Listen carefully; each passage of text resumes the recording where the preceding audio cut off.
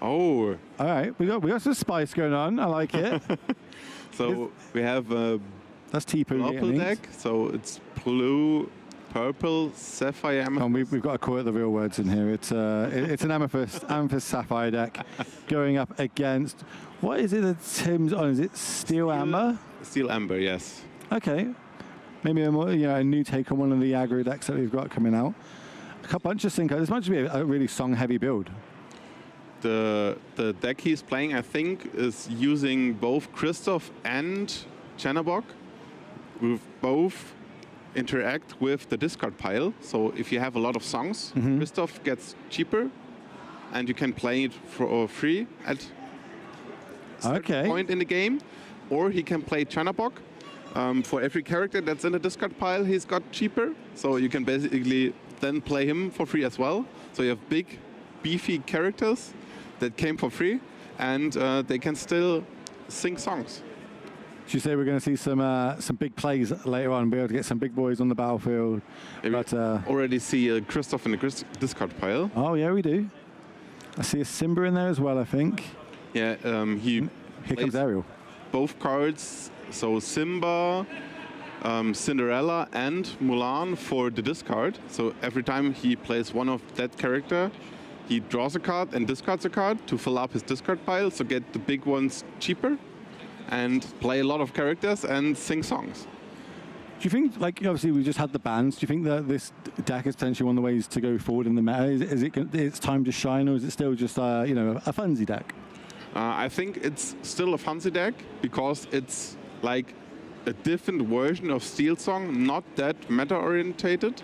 But I think every set that does not have the cards that didn't play the cards before the ban profited out of the ban, because you can still play your deck as it used to be. And all the decks that worked around, like especially the items or the Flavor Sham with the draw engine in there, these decks I think we will not see that much. Even if they cut it out and replace the cards with other cards, we will have more of other decks or other kind of decks, and I think more of the aggro decks again. Yeah, that makes sense, right? If you had a deck that was good in that meta, in that format, literally only as of Tuesday, and if it didn't lose anything from it, it's still going to be a really strong deck now. Yes. And this tournament's really going to decide how the meta is going to shape up moving forward. As looks like we're able to deal with everything over on Joe's side. Is he going to be able to rebuild here? Just going to... What is that one? That should be the Queen's Castle. Is that Queen's Castle? Yeah, should be. My glasses on. When it gets 2 lore whenever it's Joe's turn, and when he has a character at the start of his turn at the location, he will draw an extra card for every character that's there. So you're the head judge this weekend going through, so I'm going to utilize that for everybody watching right now. If anybody who's got any questions, maybe you want to know any rules interactions that happen in Disney's Lorcana, put them in the chat. I'll read them out. I'll get Aaron to give you the full judge wording on that. As it looks like we're going to sing a whole new world, fresh 7 cards for both players. That is going to, Tim's going to be more happy about that than Joe. Joe is obviously setting up for something and is now not going to be able to do it because all those cards have gone to the discard. Now he has to read the card because no one plays that card. It's always funny if you saw matches with experienced players and they look above the table and have to read cards because they don't know them. You got to remember, we're in Germany. So, you handed me a German deck list earlier, and I was like, don't know what that one says. A lot of these cards are in different languages getting printed around because this is a global game, of course. A lot of people play this and are falling in love with it. It is extremely good, and it's one of those games that you can play with the whole family, right? Like the amount of families I see turning up to Lorcana events, it's, the dad, the wife, the kids, all having fun, all playing. Yeah, they're not going to try and be a super competitive player in this. They just turn up, they want to have fun. It's a nice day out for the family. And then you got other players that just turn up and they want to win. Like that is all that's on the cards. They want to take this down. They want to make a name for themselves. They ideally want to get themselves to like a world championships or something like that. Yeah, but it's always fun for me. I'm the local judge at my local game store and I work there. And I was part of the Magic community for over 25 years. And I have to say, Lorcana is the most welcoming community I was ever a part of. True. I would agree with that. Everyone's so happy, just happy to play and smile. Like, when you've been playing TCGs for a long time, you kind of lose that like love, and then you see all these. This game has brought so many new people to it, the TCG environment, doing it obviously a great IP in Disney. Everyone grew up watching these films. Some people are still growing up watching these films, and yet now they get to do it with the ability of being able to play Disney's Lorcana as well. For many people, it's a good opportunity to rewatch the movies with their kids because they're playing Lorcana, Yes. and whenever a new IP is released into Lorcana, they rewatch every movie that's in Lorcana. What's your favorite Disney film? My favorite Disney film, older ones or newer ones? Well, you pick whichever the favorite is, and this is a question to you as well, chat. Let me know in chat what is your favorite. I'm not going to say best because obviously we'll be here forever. What's everyone's favorite Disney film? For me, if I have to pick one from all the films, From all of I them. would say it's the third Aladdin movie. The third Aladdin? Yeah. I didn't even know there was a third Aladdin. Why that one? Because it's all about his dad and the hand of Midas that turns everything into gold, and I really like Oh. that character. Okay. Maybe I'll have to check that one out. Both players kind of going back and forth here. We've got the Queen's Castle, we've got a few damage counters on it. Obviously, we've played the Merlin Crab, and we've got the Snake down, so we've been able to do a little bit back and forth, getting that aerial into the discard. But Tim doing a great job of keeping a bunch of characters on the board, just not able to turn them into lore just yet. And on the same, same thing he does is he cycles his cards with the Cinderella, the Simba, the Mulan to fill up his discard pile. Mm-hmm. So if he hits one of his bigger characters, they will come basically for free at this point.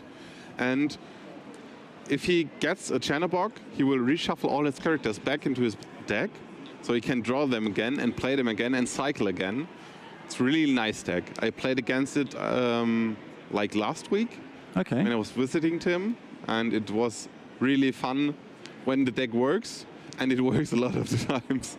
And you're going to be hard pushed to find someone that plays more than Tim here. Being the game development manager, you literally need to play a lot of this game to know what you need to start, like what needs improvement, what doesn't, what sort of interactions we can have on different colors, and how we can move this game forward and keep it fun and interesting. Which up to this point it has done so well, especially with like the bans. I love that they weren't scared. It was just like, that's the problem. Give it a couple of weeks. It didn't seem to get sort itself out. They stepped in, Ravenberg banned the two cards, and now we're just moving on, and now we've got a completely different meta, which everyone seems happy with so far that I've been speaking to. Yeah, that's the same. Everyone that I ask if they are happy or unhappy about the bans, most of them are happy. The only unhappy people are those that bought into the deck. But that's the normal way a card game works.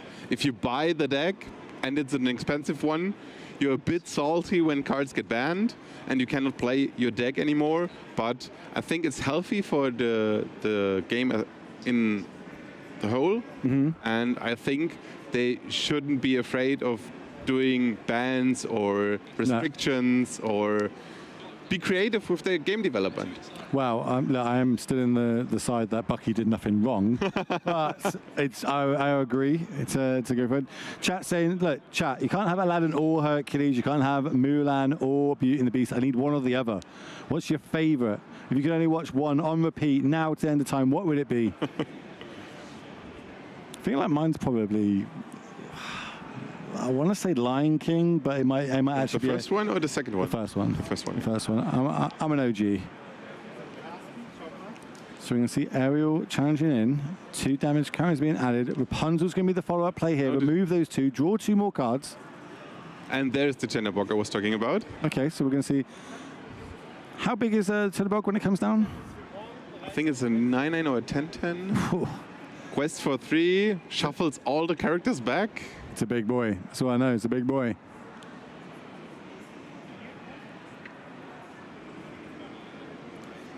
We've got Robin Hood, Hercules, Beauty and the Beast. All great films, chat. Keep them coming. Now, real question is it the live action, or is it the original Aladdin that we're talking about? But conversation for a later time. Tim's deciding what he wants to ink here. It's going to go straight for Raging Fire. And that's going to cast... Let us draw mage. Yeah, I was trying to see what he drew off it. Sorry. Oh. I think it was the Simba. Was it the Simba he drew? Okay. He had a Rapunzel in his hand and the Chernabog, I think.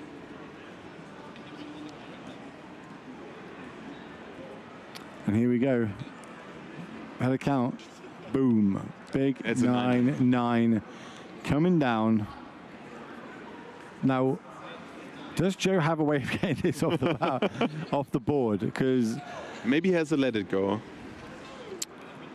yeah, we're actually having the deck list. We are just in the blind as well as everyone else. Maybe there's like an Elsa or something that could put it in the inkwell. We'll find out. It's definitely on Joe's mind right now, though. You can see there, like, he did the little twitch of your cheek when you're really in the tank here.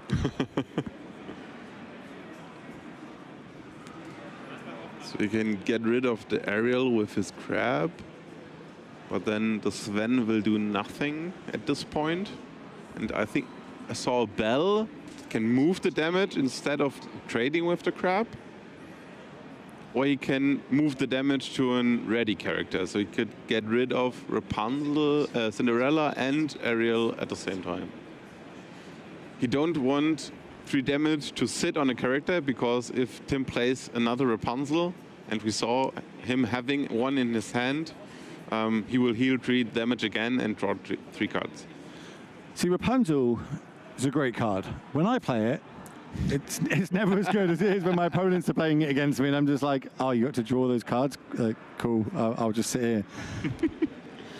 Yeah, I'm not used to Rapunzel that much at the moment, because a lot of our local players used to play Blue Steel. So when they switch back to Steel Song again, and I always forgot about the Rapunzel, and I think I just deal 3 damage to something, it sits there, next round I trade it, and then they play Rapunzel. I'm such an idiot. It is a feel bad moment. Over on Joe's side, though, he's going to play it. This goat, that's going to gain him 1 lore, take him up to 4. So it is winning that race just about, but Rapunzel's going to crash in. 3 damage on her. I smell another Rapunzel, I don't know about you.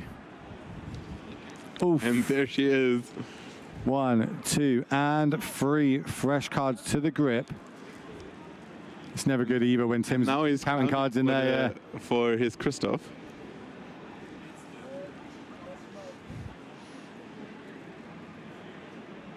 And he can cycle cards again with his Simba in hand. He has 2 Simbas in hand. He can sing the Strength of a Raging Fire. So there's one in the hand, 1 to discard. Just decided, oh, we got takesy backsies. Oh, if I was Joe right now, I would, but no. No way. Not in my game.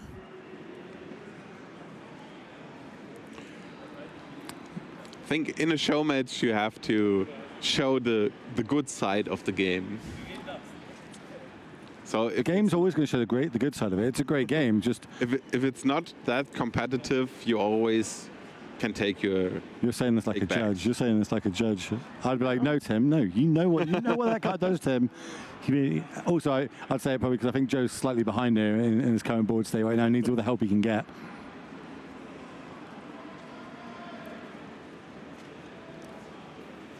Bunch of quests, and then we're going to pass the turn back. I think that was a Chernabog's for Joe, drawn for the turn. Not exactly what he's looking for. There's a goat in hand, a Bell, another Sven, and a Chernabog's follower. Right, so how can we utilize them to at least stem some of this bleeding? So there's still damage on the Sven that he could move to get rid of, rather than the Rapunzel. I don't think damage would be, Sven is 2, Genie is 2, so 4. Another Sven is 6. So he could get rid of the Chernabog with playing, no, he cannot play a Bell and a Sven. Chat's asking me a question. Can you find out the answer? Yep. Does a Cobra go to Inkwell / banish if targeted by Let It Go? Yes, because you fully resolve the action, and then the Cobra trigger would resolve. Okay. You resolve the let it go. Cobra is in the inkwell. Trigger from the back. Cobra is not on the field anymore, so she is not banished. Same is true for if the Cobra would be returned to hand. You don't banish her from hand because she's not in play and cannot be banished anymore. Now we all know. Appreciate that. Again, we've got the head judge sat with me right now, ladies and gentlemen, if you're just tuning in. So feel free to fire off those hard judge questions. Let's really test Aaron and see how good he's going to be. He's managed to smash it all day. I've been literally been peppering you with questions all throughout the show. Like, how did that one work? What about this one? What about this sequence of events? What would happen there? And you smashed them all so far. It's always a pleasure to help people. Yeah. They have questions.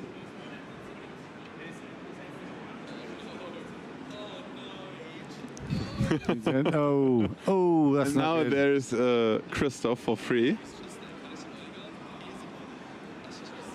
Tim's literally rocking and rolling right now.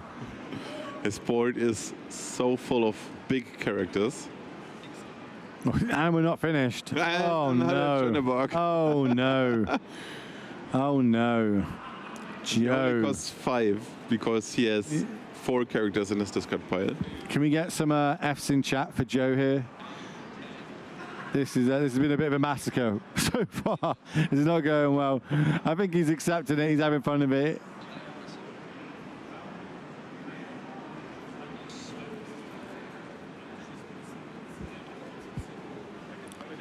So reminder, if anyone's just tuning in, we are in the middle of obviously a lunch break. This is a show match. Once we finish this, because this is going to be a best of 1, we're then going to come back, and then we're going to start round number 6, and then 7, and we'll find out which 16 players are going to be invited back tomorrow to battle it out for all those cool prizes, including, of course, a play set of enchanted Mauis.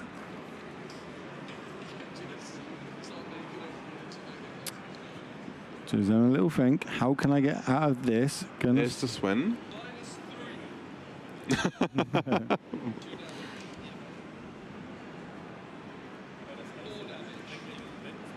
think you can into it. get rid of the Christoph, but that's it. Sometimes you got to do what you got to do. You know what I mean? Sometimes that's how it goes. Goat's going to be the follow-up. That's going to gain us 1 more law. So that means Joe's going to go up to 9, but how much can Tim do next turn? 1, 2, 3, 4, 5, 6, 7, 8, 9, 10, 11. And that's game. All right, look, play you out. Maybe Tim doesn't know how to play the game that is Disney Lorcana. Maybe. Maybe it's challenging instead of just questing. And there's the handshake. Tim's going to take that one down. Congrats to Tim. But, you know, was there any other doubt? If you spend your day literally designing and playing this game, you're going to win it. And there he is, little smile on there with his cool tattoos as well. So I think we're going to come back to the booth momentarily. We're going to then step away, have another short break while we're going to kind of set up the next round that we've got coming. As like I feel like you've got some judge work to be doing, Aaron. So on that one, we're going to step out. We're going to come back shortly, round number 6. And then that means we've got 2 more rounds until we find who is coming back tomorrow. Don't go anywhere. We'll see you shortly. So as you can see, I got well and truly, undeniably cooked by Tim, who is on the Ravensburger game design team. Someone I know quite a lot, as they're always at events in Germany, and they're always playing. They have like a deck box filled with 1 deck of every single ink color combination, and it's always quite spicy. The Christoph is a card I know that he's been playing for quite a while, and it's definitely a card which I haven't seen anyone else using, but you could really see the power of it in that one, obviously with the Chernabog as well. Now, Tim put out his list on an Instagram post and said, play this at your own risk, because it is a little bit clunky at times. On this occasion, it all went very much to plan. So the Blast from Your Past is the one that catches my eye the most as like a card I just wouldn't recommend playing. But everything else like is very, very reasonable. Obviously, the Simba and the Cinderella have really big synergy with the Chernabog and the Christoph, also enable you to unbreak your hands if things go a little bit wrong. One thing that I do want to take note of, though, is the song count of Tim. It's a little bit higher than you might typically see. So there's 6, 7, 15, 17, 20 songs, which is around the number I would also be aiming for if I played a deck with Aerial. I think that's about 80% hit rate on Aerial, which still, to be honest, isn't actually that high. If you think about that, that's actually a 20% miss rate. That's the way I sort of like looking at aerial. You think, well, 80% sounds quite good, but 20% miss rate, that doesn't sound so hot. It's probably a little bit higher in reality because you're likely to mulligan away your songs and that sort of thing, but definitely worth bearing in mind. But overall, Tim, a really great player and a really fun way of playing Amber Steel songs. The Christoph and the Chernobog in particular put in so much work, and big congratulations to him for a very deserved victory. Now, my deck, this list that I'm sharing on screen is different to the one that I was playing.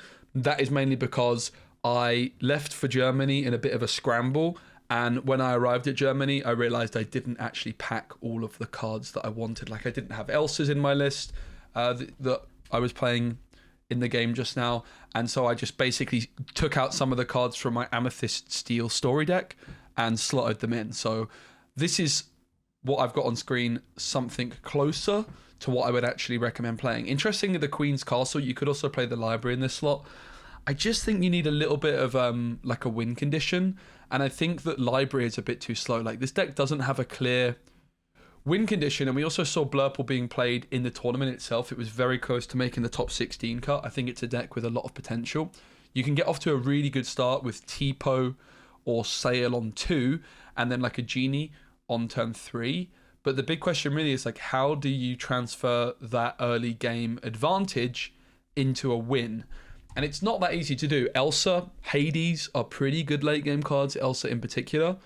But I think the Queen's Castle might fit this deck really well because you have an abundance of ink and you can actually make use of it. Like, a lot of the time at the moment, Queen's Castle, moving cards in there, it feels like a little bit expensive. Like, some of you will have seen in my LCC deck, I'm playing Amber and Amethyst using Lantern on turn 2, which is a similar style of deck to Blurple, but the Lantern doesn't give me cost reduction on the Queen's Castle and moving cards into the Queen's Castle, whereas the Sail and the Tipo, you can use that extra ink anywhere. And I think Queen's Castle is a really good win condition for this deck. I think it's a very, very underrated card. You can definitely play around with the ratios of this one. A lot of you are going to want to cut Chernobog's Diablo Broom to fit in some more top end, and that's absolutely fine. You guys know me, I would just always play as many of these cards as I can. Particularly because you can go Sail on turn 2 plus a 1-drop. I think you really do want all of these. I think Snake's really good. I actually think the 1-cost Maleficent is pretty reasonable in this deck as well. Again, just to give you a little bit of a win condition. You've got an abundance of ink and you can pair it with the Fox and the Snake. I wouldn't play 4, but I think like 2 Maleficents, for example, is super reasonable in this deck. And yeah, just trying to find like that right top end. I think Bell is very good for a bit of control. I really like Sven, and I think you would have seen from my games that Sven performed very well, actually. It's not like setting the world alight, but I think it's a very, very strong card and definitely deserves to be in the deck, at least a couple of copies, if not 3. But yeah, overall, I think Blurple is very well positioned. I do think that I prefer Amber Amethyst slightly, but I think that you can really take advantage of the Queen's Castle in this deck. I really think Queen's Castle is the way to go with this list and can give you a potential win condition. So definitely feel free to play around with the ratios of cards quite a bit. There's a lot you can do with Blurple. I think it's really fun, but I think this is a really good shell to get you started. It's all about, with this deck, okay, you can get off to a really good start, but how do you turn it into a win condition? So I hope you enjoyed the video. Big congratulations to Tim, and make sure you give the video a like and subscribe for more. Cheers.